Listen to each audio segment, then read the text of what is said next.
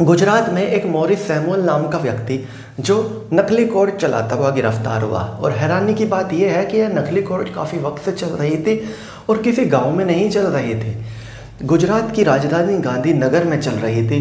अब सोचने वाली बात यह है कि यह शख्स नकली कोर्ट बनाकर, नकली कोर्ट चलाकर आखिर कर क्या रहा था। जेल तो ये किसी को भेज नहीं सकता, सज़ा ये किसी को सुना नहीं सकता, क्योंकि सज़ा सुनाएगा तो जेल में डालेगा कहाँ। जेल तो असली कोर्ट का ऑर्डर ही मानेगी, तभी किसी को जेल में लेकर जाएगी। और पुलिस वाले किसी को नकली कोर्ट में तो लाएंगे नहीं, पुलिस वालों को तो पता होता है कहाँ पर कोर्ट कचहरी है।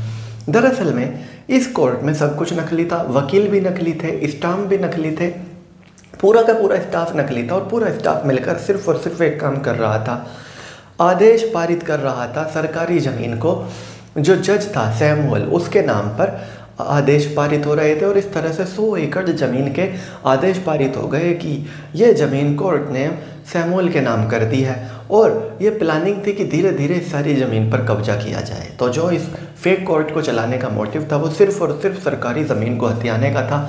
प्राइवेट ज़मीन नहीं हथिया रहे थे ये, क्योंकि प्राइवेट ज़मीन हथियाते तो वो जो इंटरेस्टेड पार्टी थी वो असली कोर्ट में चली जाती।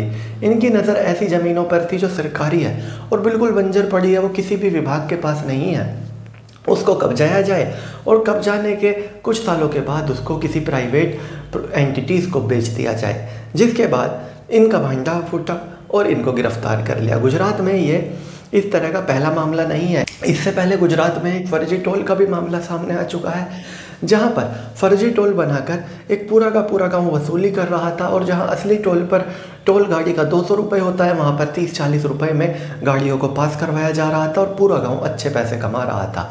तो चलिए दोस्तों, मैं राहुल दहिया फिलहाल इस वीडियो के लिए इतना ही। आगे भी इसी तरह की वीडियोज़ के लिए बने रहिए मेरे साथ। धन्यवाद।